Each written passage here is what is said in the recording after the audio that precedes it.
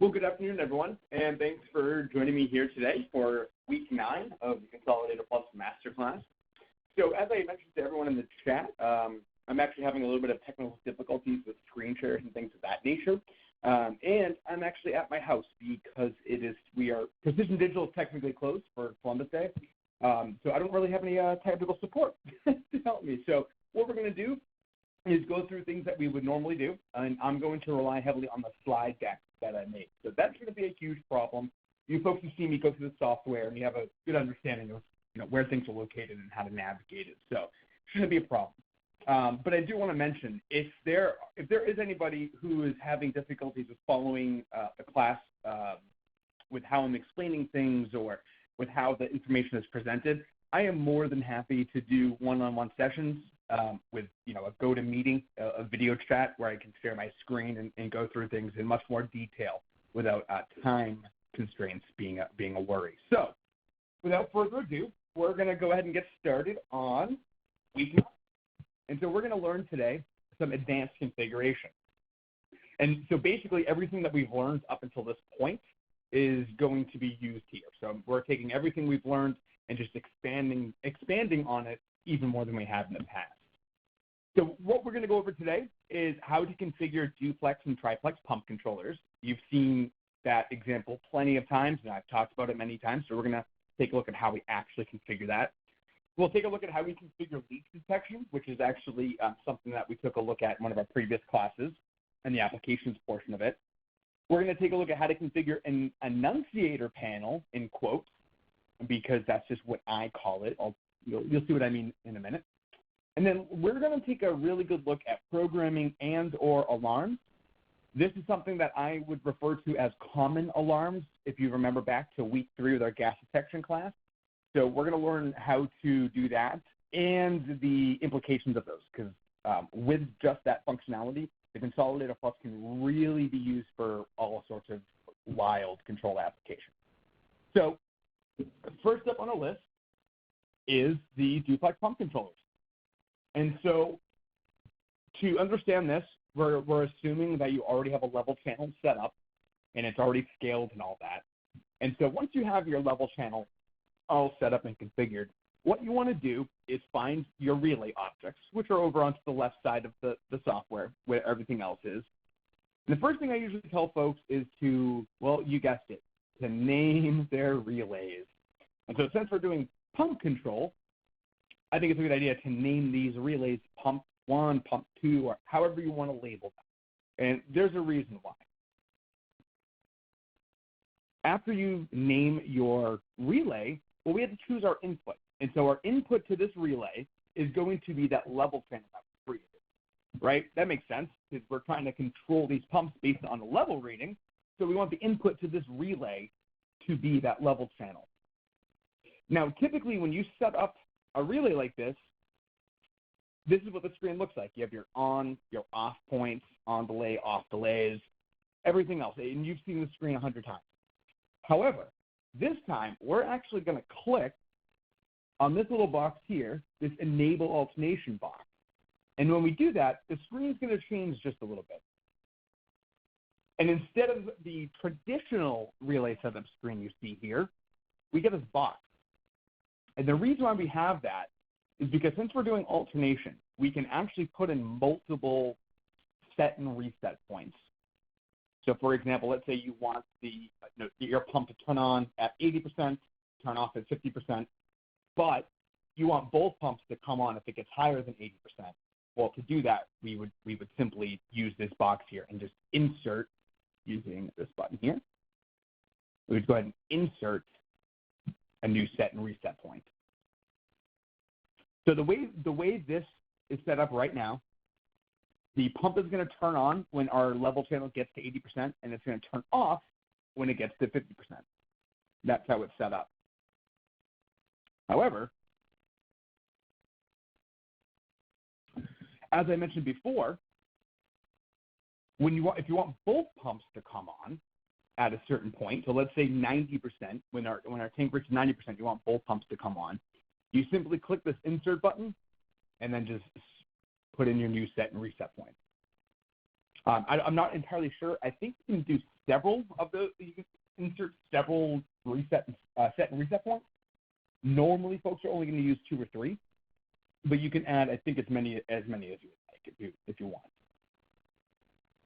So what this screen is going to do, or what this is telling the consolidator to do, is at 80% level, turn on a pump, and then drain out. When it gets to 50%, turn off. Now, if the level comes up to 80% and a pump turns on, but the level continues to rise, when it gets to that 90% set point, that's when both pumps are going to turn on. Okay? Now, there's another box over there called alternate in time. And so we have taken a look at how we can have a duplex pump controller alternate pumps based on level set point and or elapsed pump run time. And so that's exactly what that box does. So if you check that box, you would then get this other dialog box here.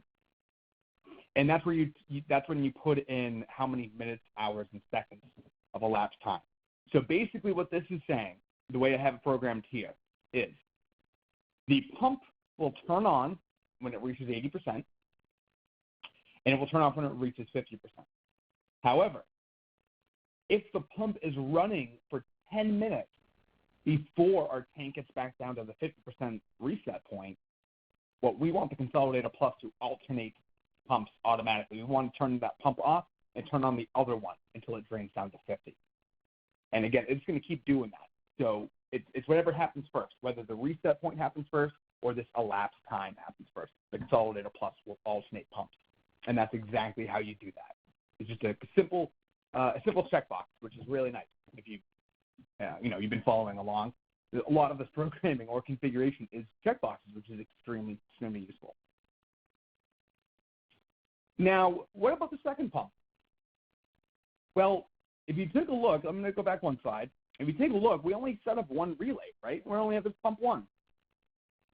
So how are we supposed to alternate? Well, we alternate by going and selecting our second relay. So in this case, I would name it pump number 2. And for the input of this one, this is where it gets a little tricky. It's important. This part's important because this is where it really all comes together. For your input, you're not going to select the channel. Nope. You are going to select other. And then within the other category, you're going to select alternation. So again, when you set up a duplex or triplex pump controller, the alternating relay, the input is not going to be the level channel. I know that's intuitive. That's not what's going to happen here. Our input's technically going to be the alternating command of that first relay.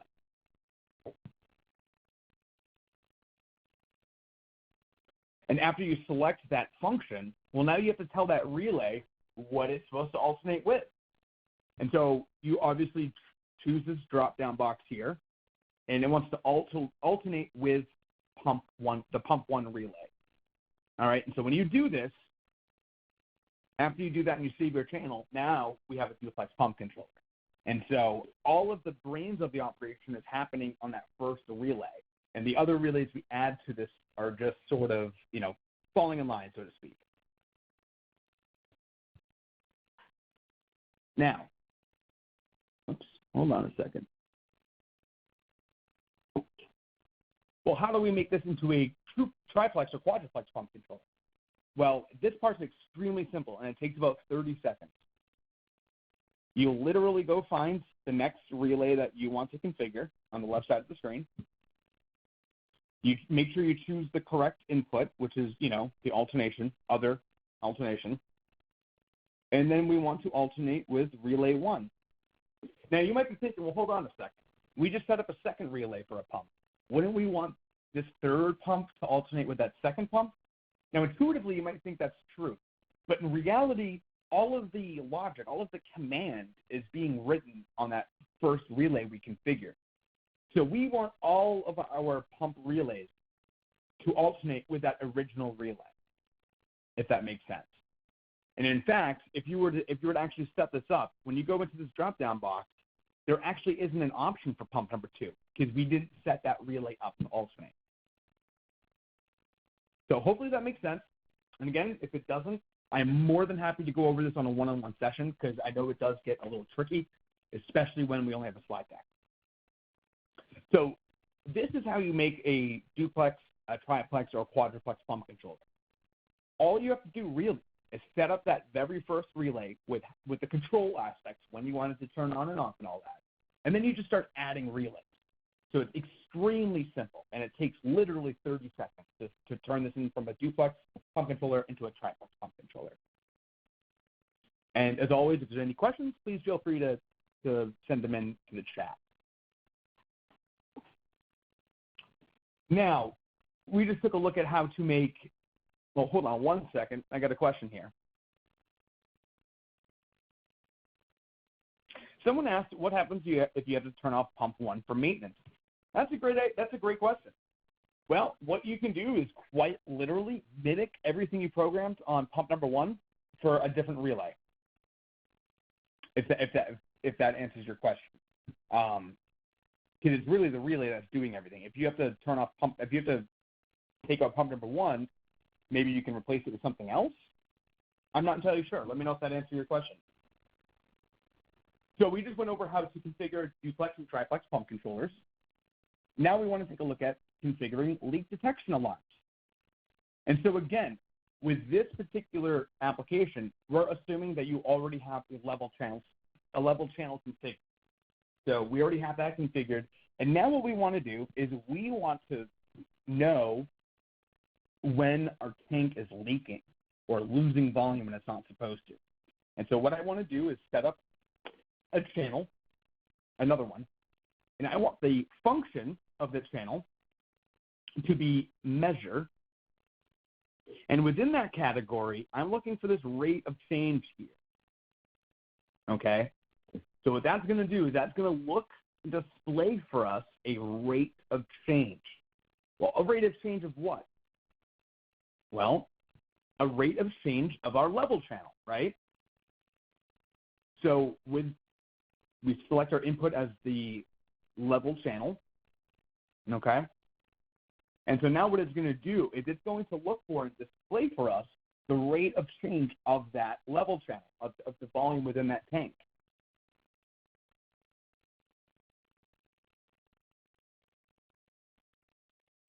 And then we have to choose our units, okay? So your units, this is a rate channel, remember. So a rate is going to be volume over time, or I should say unit over time, unit of measure over time. In this case, it's going to be percent, simply because that's how I scaled my level channel, okay? So to do that, we go into the units section when we set up this channel. And what we want to do to add a rate unit is click on this second box over here in the units, which is normally blank. And when you click on that, it all of a sudden gives you more options. It gives you these two categories, custom or time. And since this is a rate channel, all we want is time. And so we're going to choose minutes. So what this is saying is our units for this rate of change channel is percent per minute. And again, only because that's how I scaled my level channel. If I scaled my level channel in gallons or liters or fluid ounces, it would be fluid ounces per minute or gallons per minute. Okay? Now, that's our units. Hold on one second.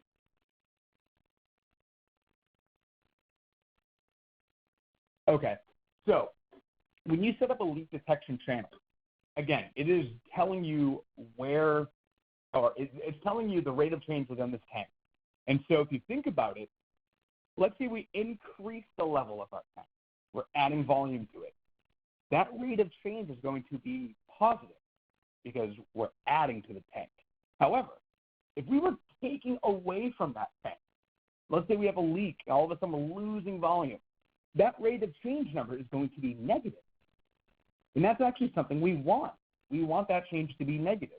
And the reason why is because since this is a leak detection alarm, we want to create a new single source alarm, and you've seen how to do this, and we want our input to be this rate of change channel. However,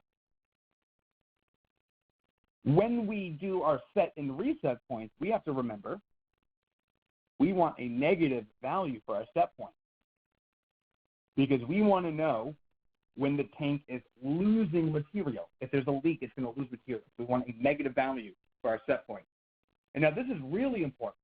We want our reset point to be 0. Now you might be thinking, well, wouldn't we want it to be a positive number? Because we want that alarm to go away if the leak stops and starts filling again. Well, here's the problem. If I make it a positive number, even if it's just +1, this alarm condition will never clear until the leak stops and we add more material to it. If you want this alarm to go away when the leak stops, we want the number to be 0 because there's no rate of change, whether it's positive or negative.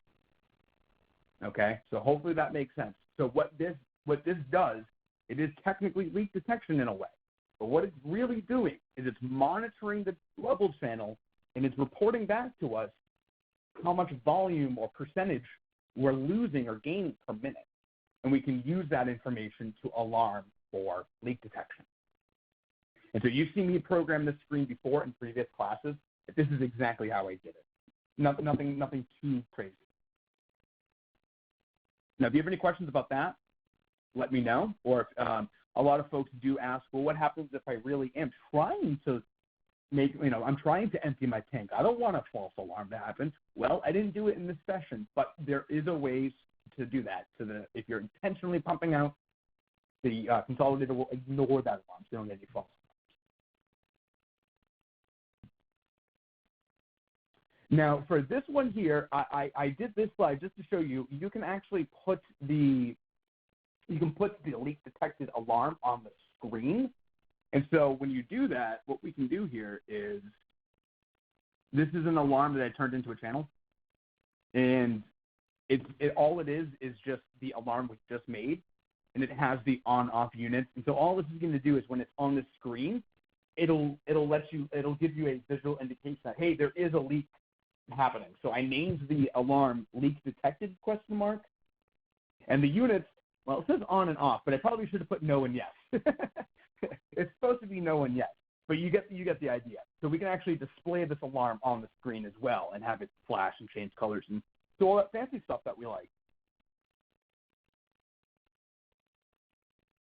And I'm not entirely sure why I put that there. So here you go. That's the screen that you would make, and it has the level channel, and it has also the leak detected alarm. And so that's just going to show you the level. That's it. It's only going to show you the level and yes and no. It's not going to show you the actual value of the rate of change. You can absolutely put that on the screen if you want to. Most people don't. They just want to know if there's a leak occurring. That's about it. Now, so we just went over how to configure duplex, triplex, and possibly even quadruplex pump controllers. We took a look at how to set up a leak detection alarm. Now this is going to be really quick, actually. So those Annunciator panel screens. So when I say that word, this is what I mean. You remember these from our gas detection session, week 3, where I was showing you that this was like a full zone overview, like where you could see the entire plant on one screen, and it's just sort of enunciating whether it's safe or if there's a warning. So when I say Annunciator panel screen, what I mean is a discrete channel. There's only 2 values. In this case, it's safe and warning. Could be 0 and 1. Could be on and off. But there's no bar graph. There's no numerical value. It's just a discrete channel. So that's what I mean by that. If you have a better word for what I'm trying to express, please let me know. So how do we actually set these up? Well, it's pretty simple. It's really simple, actually. So we can create a new channel with any of our digital inputs as the input. And I labeled mine level switch 1 through 4 just because why not? And then when we set up our input, we have to turn those inputs and make those into a channel, okay? We have to take that raw digital input, we have to configure that and name it, but then we have to make that into a channel. And so when we make that into our channel, the first thing we're going to do is actually select the units. Or actually, hold on. No, you're not going to select units, but you don't want a function. I'll show you what I mean. So we're going to select units, and this is what the display is actually going to show you when you get that digital input. So you can either do OK and warning, yes and no, all of those logical statements that we've seen before. Okay, and you can also make custom ones. Just like we've seen before, you can make a custom one. It could even say, run for the hills if you have enough space in the text box for that.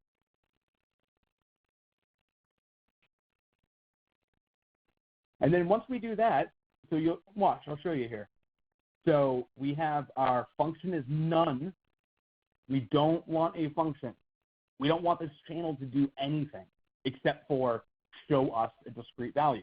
So we don't want to scale it. We don't want to look at a rate of change. We just want it to display. So our function is none. The input is the digital input, our level switch, and then the units that we just did. Now, a couple other things to point out here. The decimals does appear here. However, we're not showing numerical values. So that decimal box or that decimal option is not going to do anything. So you can leave it as it is, or you can change it. It's not going to do anything. We're not showing a numerical value. Okay. Now, the very next thing to do here is I just personally think it looks nice when the Annunciator screens have green when all is well. So I always create a custom color scheme, which we learned about last week, and then make that make it green with the black text. That's what I do. You can do whatever you feel like. I just think it looks best. Lastly, turn the bar graph off. This is a discrete channel. So if you have a bar graph, it's going to look a little wonky. The bar graph is either going to be 100% full or empty. There would be tweaks. It's just discrete values. So I always turn the bar graphs off for these channels. And yeah, so when you do that, you simply create a new screen. You put all your channels that we just made up there. As a reminder, we can have a maximum of 8. Me personally, I think it looks best with 4 or 6 Annunciator screens or Annunciator channels on the screen. Just my personal preference. You can do it if you wish. I just think it looks best with 4 to 6. But we do have a maximum of 8. Now, the other 2 things I pointed out here are just, again, personal, personal preference.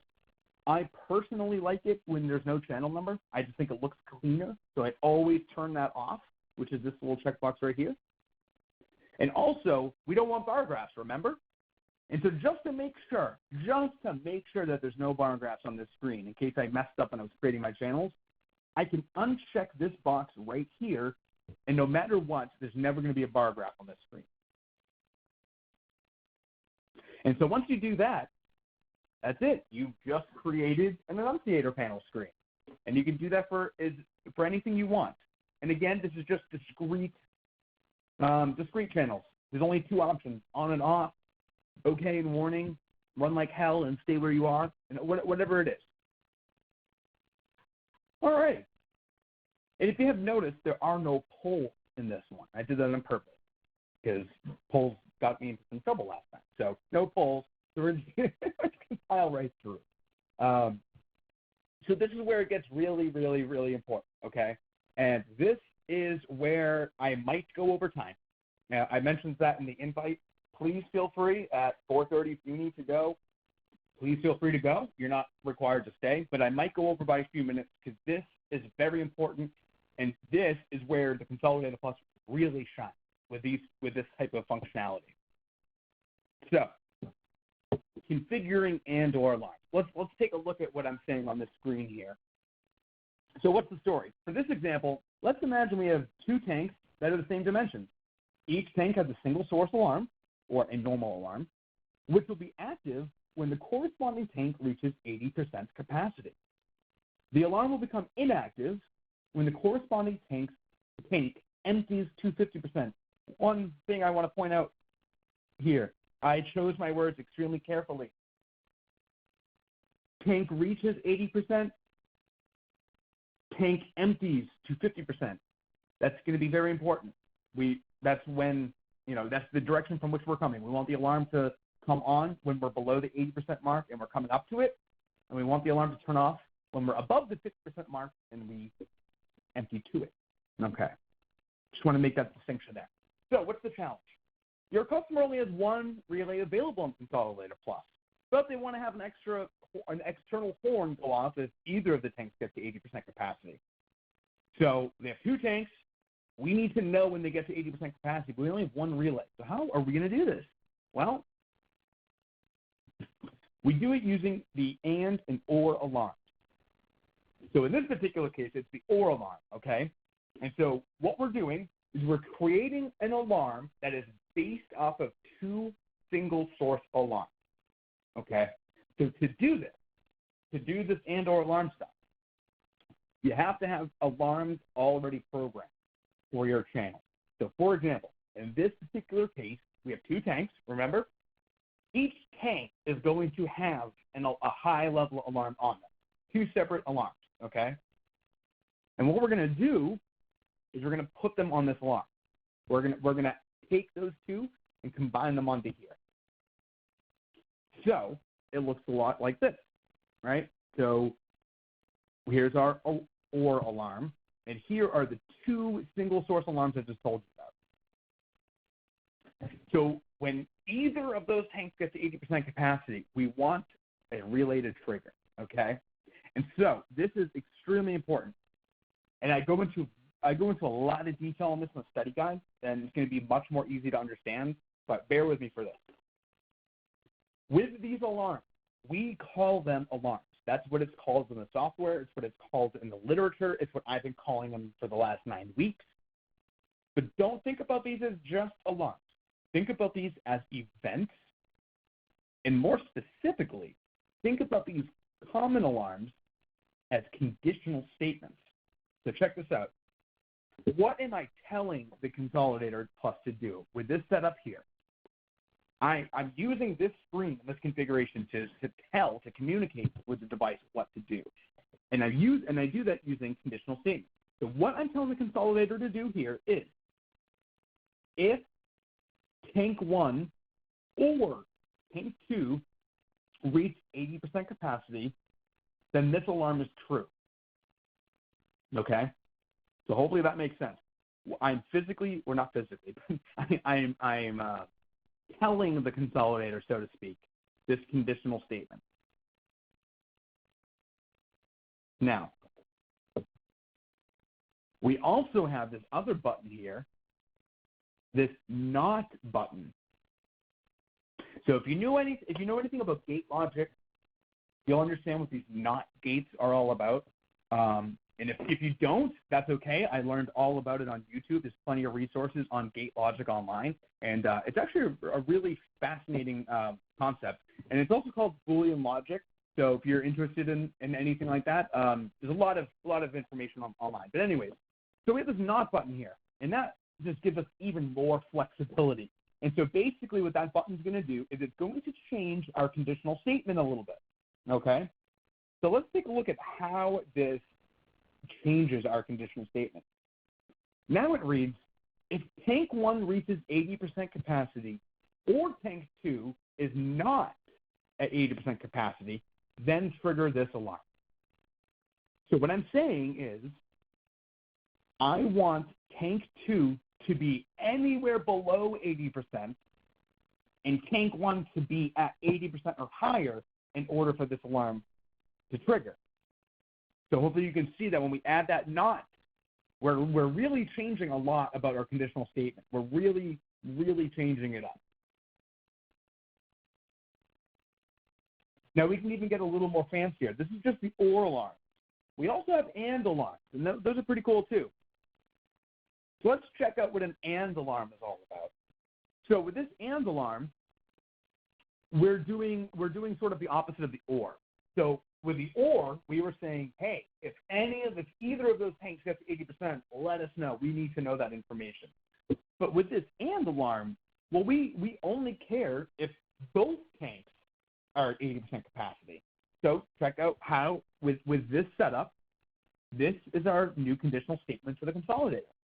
If tank 1 and tank 2 reach 80% capacity, then trigger the alarm. And so hopefully you can see how flexible this really can be. I mean, we can literally tell the consolidator what to do with simple conditional statements.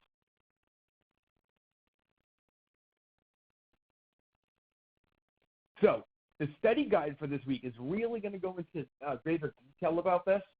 And these and/or alarms are really important. Now, what we went over was basic as far as how those can be set up. And so you might be thinking, it's kind of cool to be able to know, 2 tanks and only use 1 relay. But that's not really the purpose of this.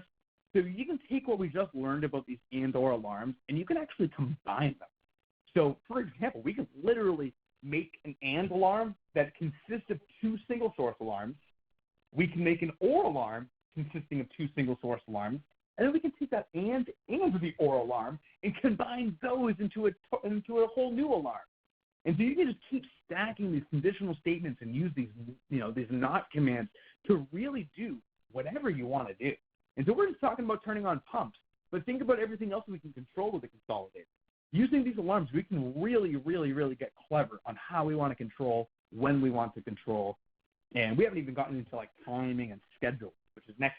But hopefully you can see that the reason why I told you I was going to take up a little bit more time today is because I think this is an extremely valuable concept to know about the Consolidator Plus. And so again, I go into much more detail, and as you know, I'm much better at expressing myself through written word. So the study guide this week is going to really help you understand that better if I didn't explain it clearly enough today. Now, the last thing we're going to go over, I have this on. We can go over this. It's configuring open channel flow. If you want to stick around, that's totally fine. But as a reminder, you can feel free to go right ahead. You can leave if you want to. This isn't going to take too long. This is the last subject of today. And so we're going to take a look at how to configure an open channel flow channel. So for anyone that's familiar with our legacy products, and I know there's quite a few of you, especially Bill, quite a few of you on here who are very familiar with our legacy products like ProView. When you configured open channel flow with those devices, you didn't really have much flexibility. You would scale your meter, and then you would enter in an exponent. And that was pretty much the extent of it. But with the consolidator, we actually have a bunch of built-in formulas, so it's much more flexible. And so here's what we got. The first thing we want to do here is we need to set up our head height, okay? So let's just pretend that we're doing a rectangular weir for this particular example. The first thing we need to do is set up a channel that is our head height. Now, regardless of how you measure your head height or how the customer measures their head height, we want to measure it in feet, okay? So if your customer reads their head height in 36 inches, that's great. We need it in 3 feet. And it's because we need our units to match. I'll explain that in a bit. So this is just a regular channel, aside from the fact that we need those units to be in feet. But other than that, this channel is just a regular channel. I named it head height. That's it. That's all we're doing. Now, after I make this channel, hold on. Yep, after I make this channel, we need to make a channel for the flow, right? We need to actually take that head height and convert that into a flow signal. So what we do is we create another channel, okay? This next channel, the function, is going to be flow.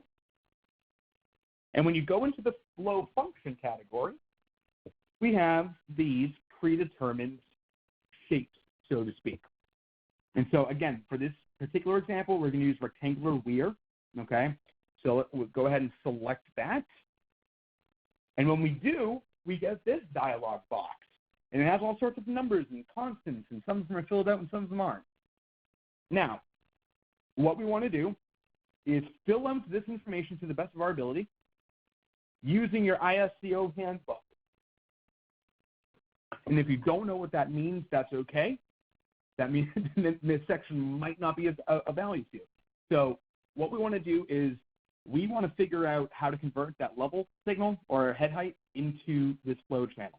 And so what we do is we go ahead and for our head, we actually want to fill in that channel that we just made, okay?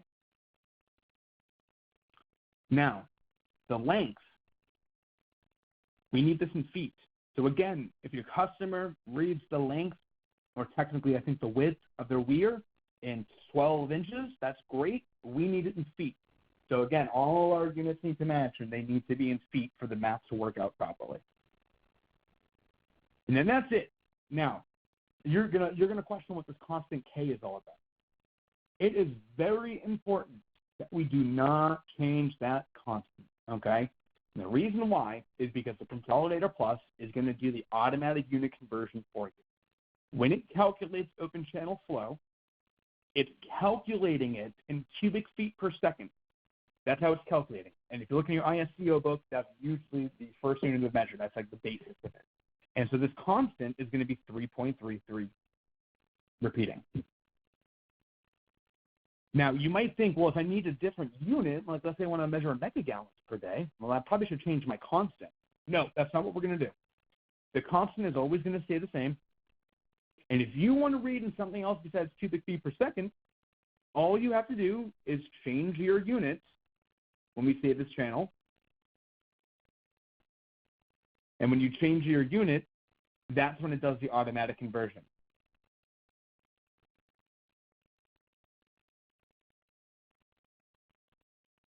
And it looks like I probably should have been forwarding these slides a little bit.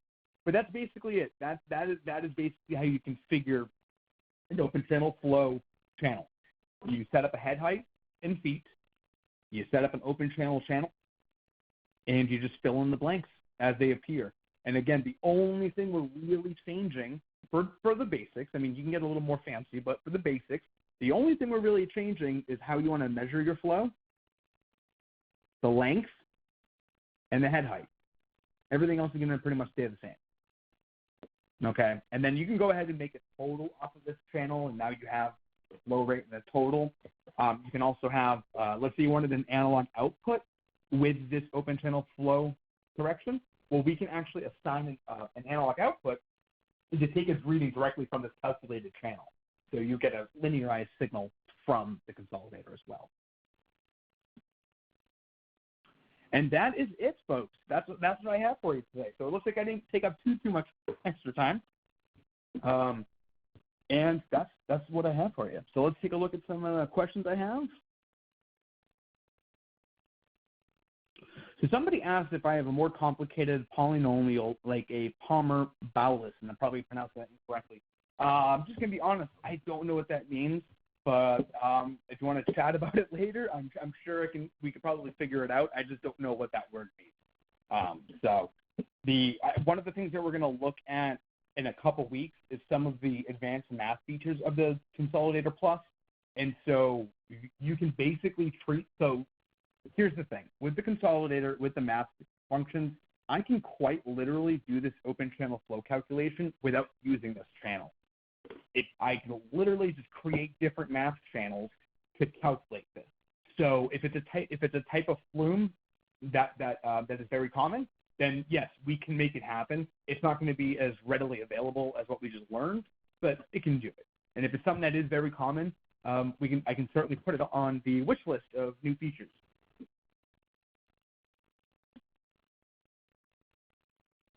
Someone also asked, does the consolidator have a graphical interface other than bar graphs? The answer to that is no. So the consolidator Plus does not have much of a graphical interface aside from the bar graphs. Now, a lot of folks look at this device because of how it looks and ask about trend graphs and all that sort of thing. And that's not something that we have right now. However, I am sort of on a mission to gather all of this information, figure out what do people want, what are they using, is it a common enough requested feature that it would make sense to add it to the product? And so if it's something that you want to discuss, it's something that you want to see added to the device, just let me know. I'm more than happy to discuss this because we want to make this product as sellable as possible. The only way to do that is to add features that customers want. So if there aren't any other questions, you folks can feel free to go for the day, and I'm going to go back to doing nothing.